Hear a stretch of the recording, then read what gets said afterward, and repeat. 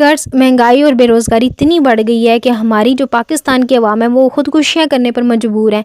अब देखें, ये पूरी हिस्ट्री मैंने आपको बताई, यानी जब पाकिस्तान बना, पाकिस्तान के साथ नाइंसाफ़ियाँ हुई, उसके बाद अंग्रेज़ों ने की, हिंदुओं ने की, ठीक है, की उन्होंने। जो इंसाफियाँ हमने अपने मुल्क के साथ की हैं उसका क्या, हमने ख़ुद अपने मुल्क को खोखला किया है करप्शन से। और जो इंसाफ है, ये लॉ है, वो अमीर के लिए और है, गरीब के लिए और है। ये जो पॉलिटिकल इंस्टेबिलिटी है, इसने बड़ा अहम किरदार अदा किया पाकिस्तान की इकॉनमी का बेड़ा गर्क करने का। हमारे मुल्क की जो पॉलिटिकल स्टेबिलिटी है वो कभी रही नहीं। कभी एक साल एक ही हुकूमत आई, दूसरे साल, यानी इन्होंने बारियां लगाई हुई हैं कि अब मेरी बारी है, अब मेरी बारी है, अब मेरी बारी है, पाकिस्तान को लूटने की, अपनी जेबें भरने की, करप्शन करने की। सॉरी सुटे, बट ऐसा हुआ है। और ये जितने भी तमाम फैक्टर्स हैं, और किसी ने भी दूर अंदेशी से काम नहीं लिया कि वो पाकिस्तान की इकॉनमी को बेहतर करने के लिए या मुस्तकिल तौर पर उसको बूस्ट रखने के लिए वो कौन से ऐसे इक़दाम करे कि पाकिस्तान की इकॉनमी डाउन ना जाए, और अगर इतनी डाउन हो भी तो उस पर इतना फ़र्क ना पड़े। यानी कि लॉन्ग टर्म मैनेजमेंट नहीं थी, लीडरशिप नहीं थी, ठीक है। अब विज़न नहीं था उनके पास कि किस तरीके से उसको चलाना है। हुकूमत चलाने का विज़न भी होना चाहिए। जो मार्शल लॉ के दौरान जो हमारी इकॉनमी बढ़ी, वो तो उन्होंने जो हल निकाला वो था, हम कह सकते हैं शॉर्ट टर्म, या हम कह सकते हैं बिल्कुल जैसे शॉर्ट ट्रिक लगती है, ठीक है, लेकिन वो थोड़ी देर के लिए होती है, और बाद में जब नई हुकूमत आती है वो फिर मुल्क की इकॉनमी का बेड़ा गर्क हो जाता है। यानी जहाँ पर हम खड़े थे वहीं पर आकर हम फिर से खड़े हो जाते हैं, ठीक है।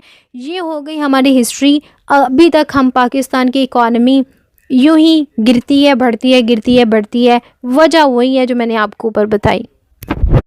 अब हम देख लेते हैं कॉजेज़, रीज़न्स क्या हैं, ठीक है। जितना मैंने अभी पीछे बताया वो उससे आपको पता चल ही गया होगा कि पाकिस्तान की जो इकॉनमी को बेड़ा गर्क करने की जो क्राइसिस हैं जो हम अभी भुगत रहे हैं, उसकी कॉजेज़ क्या हैं अब तक।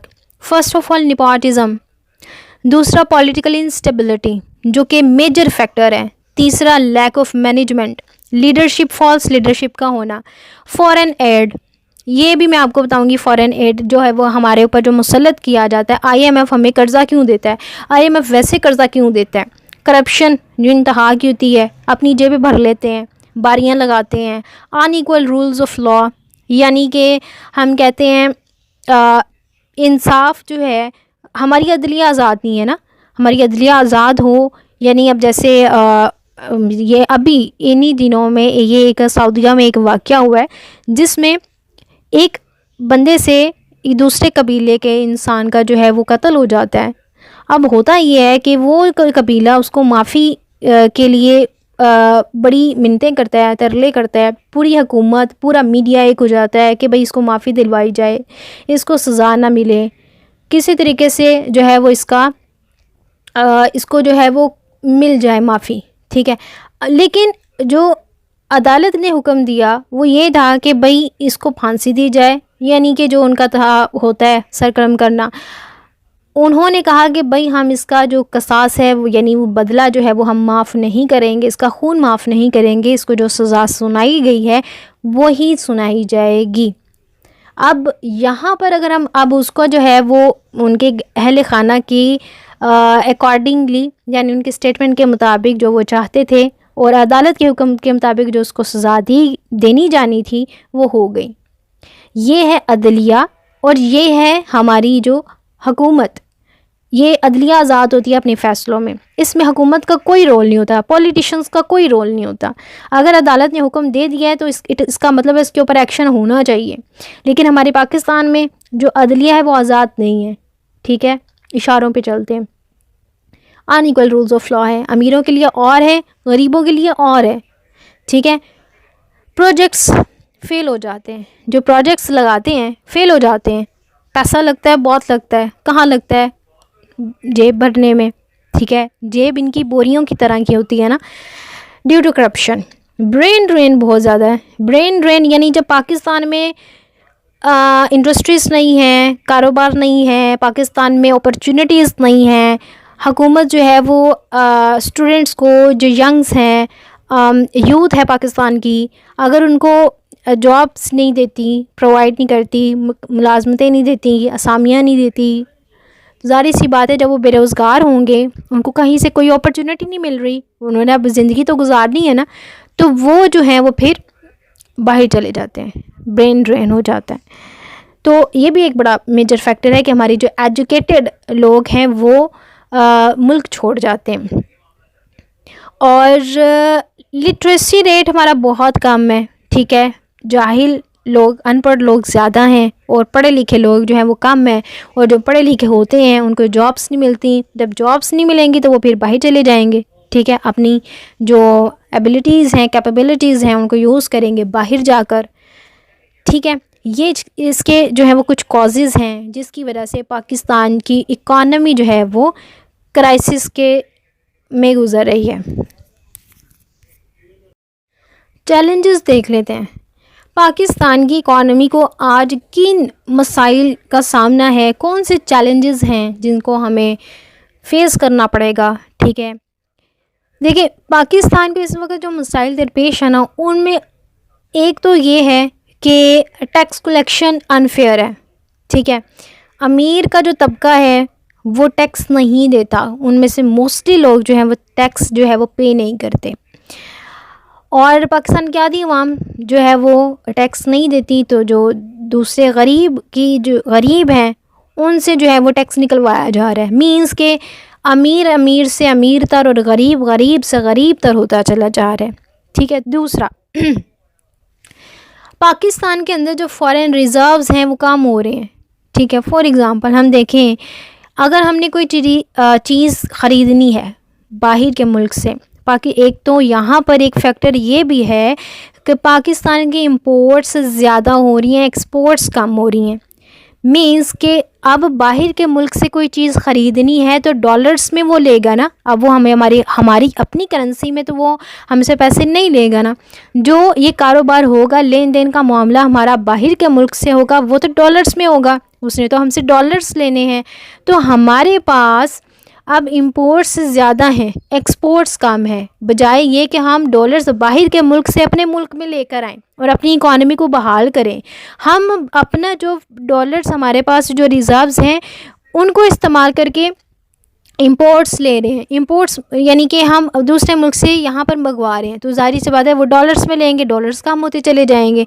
तो जब डॉलर्स कम होते चले जाएंगे तो होगा क्या, महंगाई होगी। अब यहाँ पर हम जब पेट्रोल, तेल या गंदम वगैरह इंपोर्ट करते हैं तो वो जितना भी रिज़र्व हमारे पास पड़ा हुआ है वो इतना सफिशिएंट नहीं है कि हम अपने मुल्क को दिवालिया से बचा सकें, ठीक है।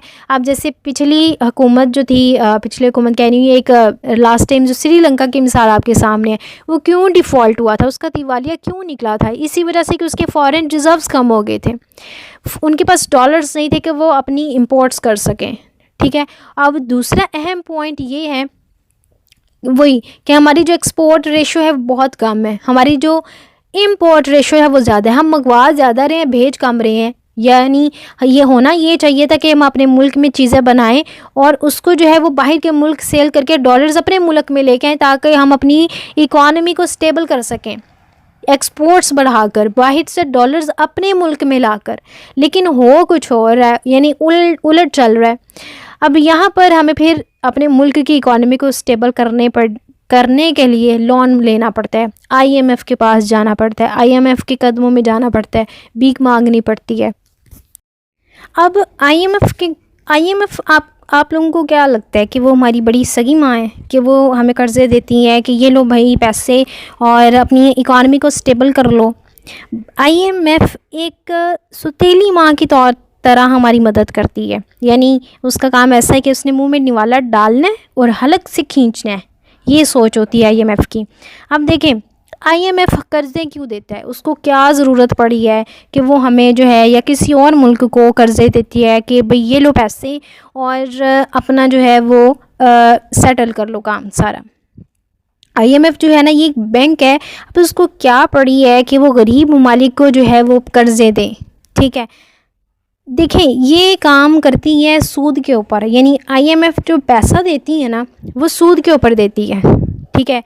फॉर एग्ज़ाम्पल उसने ना हमें दिए $3 बिलियन, बदले में $3 बिलियन उसने हमें कर्ज़ा दिया। लेगी वो कितना, आईएमएफ कितना लेगी, वो $3.5 हमें, यानी ऊपर जो है वो बढ़ा कर हमसे सूद ऐड करके हमसे वो लेगा पैसे। ये होगी बात। दूसरा, जितनी देर में हमने इकॉनमी को स्टेबल करके वो कर्ज़ा वापस करना होता है कि हम इस कंडीशन में आ जाएं कि हमने जो कर्ज़ा लिया है वो आईएमएफ को वापस करना है। अब ये 1 साल 2 साल 3 साल की तो बात होती ही नहीं कि हम कर्ज़े वापस करें, ठीक है। अब होता क्या है कि वो जितनी देर में हमने वो कर्ज़ा वापस करना होता है डॉलर की कीमत उतनी बढ़ जाती है। वो आईएमएफ ऐसी शराइत लगाता है, ऐसी वो बड़ी पप्पू का किरदार अदा करता है कि डॉलर ऊपर चढ़ जाता है। वो ऐसी पॉलिसियाँ बनाता है कि डॉलर की कीमत जो है वो ऊपर चढ़ जाती है, ऊपर को मतलब कि हम कह सकते हैं आसमानों तक पहुंच जाती है। अब होता क्या है, हमने कर्ज़ा जो देना है वो डॉलर्स में देना है, ठीक है। जब डॉलर की कीमत बढ़ेगी तो डॉलर की कीमत बढ़ने पर अब वो जो कर्ज़ा हमने $3 बिलियन का दिया था और वापस उसने $3.5 बिलियन का करना था, यानी हमने उसको देना था। अब वो डॉलर की कीमत इतनी ऊपर बढ़ जाती है कि वो $4 बिलियन जो है वो बन जाते हैं सूद समेत। अच्छा, अब यहाँ पर हम इफ़ेक्ट्स की बात कर लेते हैं, ठीक है, कि इकॉनमी के क्राइसिस का क्या इफ़ेक्ट पड़ता है। सबसे पहले तो इन्फ्लेशन रेट बढ़ता है, ठीक है, महंगाई बढ़ती है। अब यहाँ पर मैं आपको एक बात बताऊँ कि महंगाई किस तरीके से बढ़ती है। देखिए, महंगाई, इन्फ्लेशन रेट और करेंसी, इन दोनों का इनडायरेक्ट रिलेशन है, ठीक है। यानी करेंसी की वैल्यू हमारी करेंसी की वैल्यू जितनी डाउन होती जाती है ना, उसकी वैल्यू जितनी कम होती जाती है, उतना इन्फ्लेशन रेट बढ़ जाता है। किस तरीके से देखें, फॉर एग्ज़ाम्पल 2022 में मैंने 100 रुपये में ना 50 एप्पल लिए थे, ठीक है। 2022 में मैंने 100 रुपये में 50 एप्पल लिए। अब आ गया 2023, अब वही 100 रुपया है मेरे पास। अब उसी 100 रुपये से मुझे उसने दिए 10 एप्पल्स, तो हमारी करेंसी का यानी कि मुझे 50 एप्पल पूरे करने के लिए अपनी करेंसी बढ़ानी पड़ेगी, ठीक है। 100 रुपये में मज़ीद और पैसे ऐड करूँगी तो मुझे 50 एप्पल पूरे करके देगा। तो इट मीन्स कि हमारे जो 100 रुपये है उसकी वैल्यू कम हो गई है। उसी वजह से तो जो 100 रुपये में जो मुझे 50 एप्पल्स मिल रहे थे वो अगले साल मुझे कम मिले उसी करेंसी में। तो इट मीन्स कि हमारी करेंसी की वैल्यू कम हो गई, कम चीज़ हमारे पास आई, तो इट मीन्स कि इन्फ्लेशन रेट बढ़ गया। करेंसी की वैल्यू जितनी डाउन होती जाती है हमारा जो इन्फ्लेशन रेट है वो बढ़ जाता है, ठीक है। ये दोनों एक दूसरे के इनडायरेक्ट रिलेशन में है, एक बढ़ता है तो दूसरा कम हो जाता है। अच्छा, करप्शन मेजर फैक्टर, अनएम्प्लॉयमेंट बहुत ज़्यादा है हो जाती है, कारोबार नहीं होगा, असामियाँ नहीं होंगी या जॉब्स क्रिएट नहीं होंगी, ठीक है। तो अनएम्प्लॉयमेंट बढ़ेगी। जब अनएम्प्लॉयमेंट बढ़ेगी तो ऑब्वियसली अल्टीमेटली हमारे जो यूथ है वो कारोबार के सिलसिले में या जॉब्स के सिलसिले में वो बाहर जाएगी। जो जब वो बाहर जाएगी तो इट मीन्स कि हमारी इकॉनमी का एक बड़ा हिस्सा जो उन्होंने ऐड करना था, ग्रोथ होनी थी, उनकी वजह से हमारे मुल्क में काम होना था वो अब बाहर जा रहा है, बाहर होगा, ठीक है। इंडस्ट्रीज़ हमारे मुल्क में नहीं है, ठीक है, इंडस्ट्रीज़ रेट कम है, ठीक है, अगर हैं तो वो भी बंद हो रही हैं, ठीक है। पॉवर्टी रेट बढ़ता है, जब मुलाजमत नहीं मिलेगी, रोज़गार नहीं होगा, महंगाई बढ़ेगी, करेंसी वैल्यू कम हो जाएगी, तो पॉवर्टी यानी जो हमारी जो गुर्बत है वो बढ़ेगी, ब्रेन ड्रेन, एंड हमारा जो अल्टीमेटली जो सिस्टम है वो शटिंग डाउन की तरफ मूव कर जाएगा, ठीक है। अब इसके सॉल्यूशंस क्या होने चाहिए, इन तमाम चीज़ों के जो सॉल्यूशंस हैं उसकी तरफ भी तो देखना है ना कि किन चीज़ों पर अगर हम अमल दरामद करेंगे तो हमारा जो इकॉनमी है वो बढ़ेगी। फर्स्ट ऑफ ऑल हमें काम करना पड़ेगा हमारा जो पॉलिटिकल सिस्टम है उसको स्टेबल करने में। कोई ऐसा लीडर लाओ जिसका विजन स्ट्रांग हो, जो दूरअंदेशी से काम ले, जो कि करप्ट ना हो, ठीक है, जो कि लॉन्ग टर्म प्लानिंग कर सके, प्रोजेक्ट्स लगा सके। एजुकेशन सिस्टम के ऊपर काम करने की ज़रूरत है, इंडस्ट्रीज़ लगाने की ज़रूरत है, अपने मुल्क के अंदर रहकर कारोबार लगाने की ज़रूरत है। पॉलिटिकली अगर हम स्टेबल्ड होंगे तो वो ही एक बंदा जो काम कर रहा होगा वो उस सारे सिस्टम को जो है वो स्टेबल करने में थोड़ा सा टाइम लगेगा। वो प्रोजेक्ट्स जो उसने लगाए होंगे वो उसको कंप्लीट करने में अगर वो कामयाब हो जाता है तो ऑब्वियसली हमारा जो इकोनॉमी है वो भी थोड़ी सी स्टेबल हो जाएगी। लेकिन अगर एक साल कोई और हुकूमत कर रहा है, दूसरे साल कोई और हुकूमत कर रहा है, तीसरे साल कोई और हुकूमत कर रहा है, तो हमारा जो दिवालिया है वो होना ही होना है। ठीक है, एक्सपोर्ट्स बढ़नी चाहिए, हमें अपने एग्रीकल्चरल सिस्टम के ऊपर काम करना चाहिए, अपनी ज़रूरी इस्लाहात। हमारा 70% जो पॉपुलेशन है अवाम डायरेक्टली और इनडायरेक्टली वो ज़राअत के पेशे से मुंसलिक है। हम चाहें तो वो एक ऐसा शोबा जिसमें हम बड़ी महारत रखते हैं, जिसमें हमारी एक्सपोर्ट्स बड़ी ज़्यादा हुआ करती थी, हमें उसके ऊपर काम करने की ज़रूरत है, उसके ऊपर तवज्जो देने की ज़रूरत है, उसके ऊपर इस्लाहात करने की ज़रूरत है, ऐसी पॉलिसीज़ बनाने की ज़रूरत है कि हम वहाँ से एक्सपोर्ट्स को बढ़ा सकें। ठीक है, बाहर के डॉलर्स अपने मुल्क में लेकर आएँ एक्सपोर्ट्स बढ़ाकर, ना कि अपने जो रिजर्व्स पड़े हुए हैं वो बाहर लेकर जाएं इंपोर्ट्स बढ़ाकर। ठीक है, हमारे जो ये भी हो सकता है कि हम जो हमारे किसान हैं उन भाई हैं उनकी मदद करें, उनको आसान शराइत पर जो है वो कर्ज़े दें, ताकि वो जो है वो हमारे मुल्क के लिए ज़्यादा से ज़्यादा पैदावार अ, बना सके। अब इक्वल रूल ऑफ लॉ होना चाहिए हमारे इंसाफ अगर किसी मुआशरे में नहीं है ना तो वो अल्टीमेटली दबाव हो जाता है। ठीक है, और ये ऐसा हो भी रहा है। अमीरों के लिए और गरीबों के लिए इंसाफ यकसा होना चाहिए। नेक्स्ट, लॉन्ग टर्म प्रोजेक्ट्स होने चाहिए। ठीक है, ये नहीं कि अगर एक हुकूमत ने प्रोजेक्ट कोई लगाया दूसरी हुकूमत अपनी मनमानियाँ करके उसको ख़त्म कर दे। ठीक है, और अपने यहाँ कोई प्रोजेक्ट शुरू कर दे तो वो जो सरमाया जो पिछले प्रोडक्ट के ऊपर लगाया था, पिछले प्रोजेक्ट के ऊपर लगाया था, वो तो वेस्ट चला गया। अब अगला सरमाया मज़ीद लगेगा।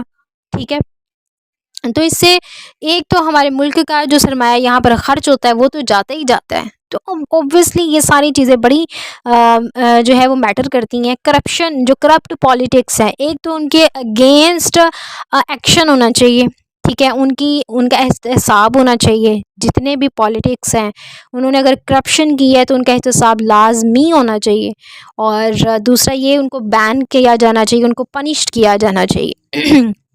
अगला है कि छोटे छोटे कारोबार अपने मुल्क में लगाने चाहिए, मुलाजमती क्रिएट करनी चाहिए। ठीक है, ताकि हमारे जो मुल्क में बेरोज़गारी है वो कम हो सके, इंडस्ट्रीज़ छोटी छोटी लगा दें, ताकि जो हमारी मुल्क की औरतें हैं वो भी अपने मुल्क में, जैसे बांग्लादेश में उन्होंने हमारे मुल्क में जो बेनज़ीर हुकूमत ने औरतों को लाइन में लगाकर एक पैसा लेने में लगाया हुआ है, अगर वही पैसा वो किसी इंडस्ट्रीज़ में लगा दें, वो छोटे छोटे कारोबार लगा दें उन औरतों को, तो वो अपना खुद का कारोबार जो है वो चला सकते हैं, वो खुद का जो है वो रोज़गार वहाँ से कमा सकती हैं। ठीक है, तो ये बड़ा फ़र्क है हमारे मुल्क में कि हम और हमारे मुल्क में ये भी एक फैक्ट है कि जो भिखारी है वो एक जो मतवस्त तबका है हमारे माशरे का उससे ज़्यादा अमीर है। ठीक है, सूद को कम किया जाना चाहिए। ठीक है, सूद का रेट जो है वो कम होना चाहिए। निपोटिज्म नहीं होनी चाहिए, मेरिट के ऊपर काम करना चाहिए। जो बंदा अहल है उसको लेकर आओ, ये नहीं कि अपनी मर्ज़ी के अपनी मनमानी के बंदों को कुर्सियों पर बिठा दिया जाए और बारियां लगाई जाए। डेमोक्रेसी होनी चाहिए। ठीक है, उसको प्रमोट, जमहूरियत होनी चाहिए, इलेक्शन जो है वो साफ़ होनी चाहिए, ताकि जो आवाम चाहती है जिस बंदे को जो है वो इलेक्ट करना चाहती है वो हो। इलेक्ट होना चाहिए, सिलेक्ट नहीं होना चाहिए। अदलिया आज़ाद होनी चाहिए भाई, अदलिया आज़ाद होनी चाहिए। इसमें सियासत का कोई जो है वो नहीं होना चाहिए, दखल नहीं होना चाहिए। फ़ौज को सियासत से दूर रहना चाहिए, फ़ौज का सियासत से कोई ताल्लुक़ नहीं। ठीक है, फ़ौज का ताल्लुक़ है बॉर्डर से, मुल्क की हिफाजत से। और हमारे मुल्क में फ़ौज की इन्वॉल्वमेंट हमारे मुल्क की बर्बादी का मेजर फैक्टर्स में से एक है। ठीक है, दूसरा ये कि जो बजट हम बनाते हैं डिफेंस में, जो हमारा बजट जाता है वो बहुत ज़्यादा होता है एज़ कम्पेयर टू अदर्स। ठीक है, यहाँ पर पूरी दुनिया में जो फैक्टर है जो मुल्क ज़्यादा तरक्की याफ्ता है कंसीडर किया जाता है इकोनॉमी की दौड़ में, ना कि डिफेंस। ठीक है, डिफेंस मैटर करती है, बट आज का जो ज़माना है, आज का जो दौर है वो इकोनॉमी का दौर है। हमें अपनी इकोनॉमी को बेहतर करने के लिए अपना एजुकेशन सिस्टम सही करना चाहिए।